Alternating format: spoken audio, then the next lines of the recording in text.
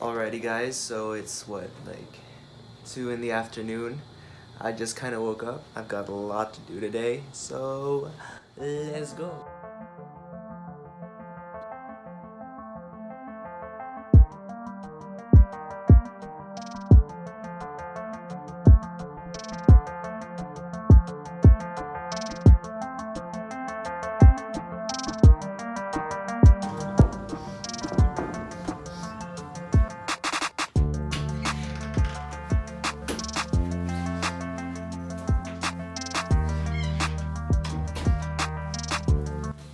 Oh, okay.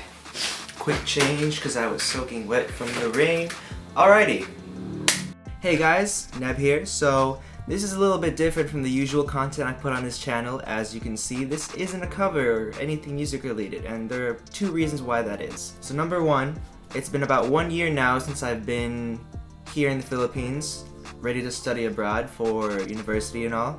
And reason 2, I needed to do something that I felt like would get me out of my comfort zone and kind of would challenge me, because I've been up for a challenge lately.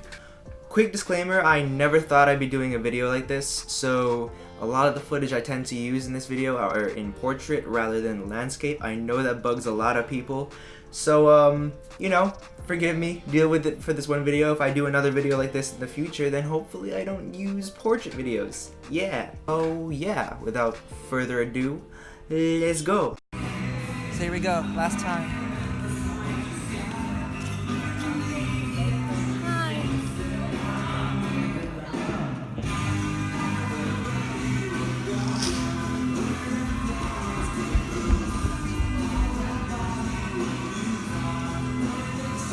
So anyways, it's officially been 1 year now since I left the States to go to the Philippines to study abroad. I basically left the only home that I kind of had ever known, everybody I really grew up with, and went here to a place I really didn't know that much about other than what I knew from vacations and reading and whatnot. Although I felt super out of place in the beginning, I've grown since then and so many incredible things have happened, and I kind of want to use this video as kind of like a recollection, as kind of like a reflection of sorts to my 1 year being here in the Philippines. Now, to fully recap on what I've been through this past year in general, I kind of need to go back to the beginning, don't I? So, beginning.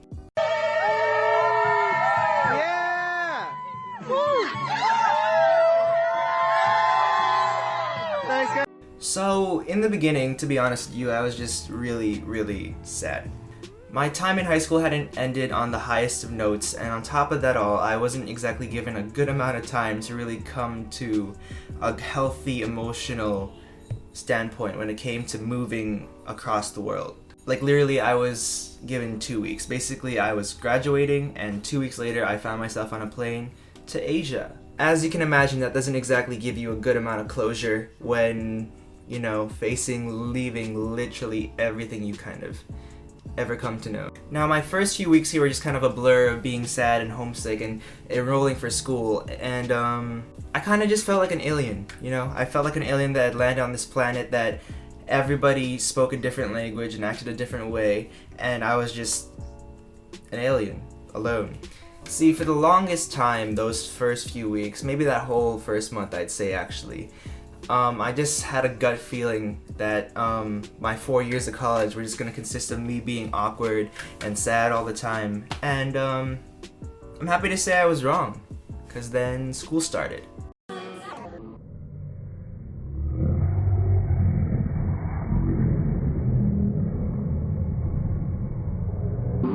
So school had just started and I felt like hella out of place, just completely out of my zone. Basically, everyone in my class spoke Filipino infinitely better than I did, and although I can understand the language, I still struggled mightily with the whole not being able to communicate effectively back to them, you know? So I sort of defaulted to kind of just like chilling by myself and not really talking to anybody because I didn't really want to deal with the whole awkwardness that was talking to people back then. However, in my first few days of college, I was kind of given a blessing and a curse at the same time. See, the way university works here is that rather than going to classes and not really having to talk to anybody, just going to class, taking tests, and literally that's it, here you kind of have to be grouped with like a bunch of people who are taking the same major as you, and these people, these 40-ish people that you're grouped with, are your classmates in almost every single class for that whole semester, basically. So for example, I was in section E, which is, like I said, 40 people, and I went to every single class with these group of people, and since I was section E, that was the 5th of 5 sections. Altogether, all of our sections mushed together made the College of Nursing. So yeah, now as odd as it was, there's an actual student government to kind of like keep everything organized, because as you can imagine, having just clumps of students together without any organization would kind of be kind of chaotic. Now each section had its own mini government, right, with positions like a secretary and like a treasurer and stuff like that. And there's one head honcho whose like title is mayor. Right? Now, as I said before, in the beginning, I really just didn't want to talk to anybody. I was really sad. I was really depressed all the time. So I was kind of just like homesick and wanted to keep to myself, right? But during the first week of school, I was kind of pushed in this position because my dad is an ex-professor at the university I go to. So the teacher who was kind of volunteering students to take up government positions in our section volunteered me to be the mayor because my dad was an ex-professor, so obviously I must have some sort of magical ability to be super responsible, right? The second I became mayor, I'd definitely say that this is where things definitely took a turn. Yo, Neil. Yo.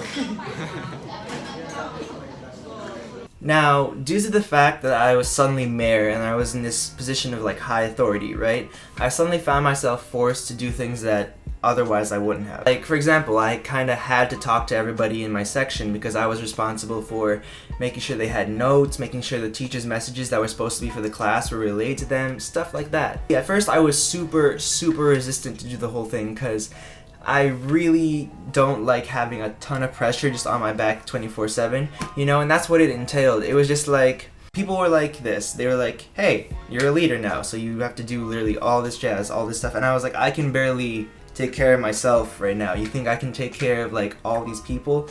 And I was super resistant, but after a while there were positives that started coming up and it started to benefit my life, See, after a while I kind of found out that the workload that came with being mayor and school, which is, a stressful combination, it distracted me from the constant tugging of homesickness that was kind of just tugging at my chest all the time. And since I had to start interacting with like my classmates, eventually the small group of friends that I started with when I was forced to talk to them kind of grew and ballooned into this huge family kind of deal. So I kind of eventually knew everybody in my class and we were all super tight. So yeah, things were looking up for a while and there were a lot of takeaways from this general period of time in the last year, right? And one of them is just the huge amount of cultural differences from the States and Philippines that I noticed, and though I'd love to touch on it in this video, it's probably a topic for another day, so keep a lookout for maybe a video in the future covering that kind of stuff. So anyways, for now, let's just skip ahead to where I kind of hit like I'd say a bump in the road of my 1 year.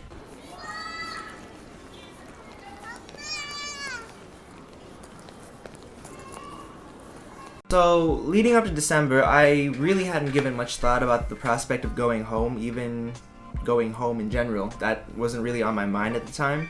But around mid-November, I kind of found out that I'd be able to go home for Christmas break, right? The second I found out about this news, I was like so excited for it. There was almost nothing else I was looking forward to other than being able to go home. But then, it actually happened, right? Now, don't get me wrong, seeing my family was amazing and I never felt closer to them than after not seeing them all these months, right? But going back to the States made me realize just a bunch of different things. Made me realize that, times had changed. People who I'd been close to before simply weren't as close anymore. Places I had once thought were the most entertaining places to go to weren't exactly the shining examples of fun that I once glorified them to be. Though nothing would ever really stop me from going back to the States because, it's my home, it's where I grew up. It's just, it wasn't what I had really hoped for it to be, It wasn't this amazing, gorgeous, heavenly place that I kind of, had glorified it to be after all these months of being homesick. It just kind of brought me to the realization that the things that I had missed in the past were kind of just gone. They were just in the past now, and that I had to really focus on the future and just living in the present, in the now, you know. So, yeah.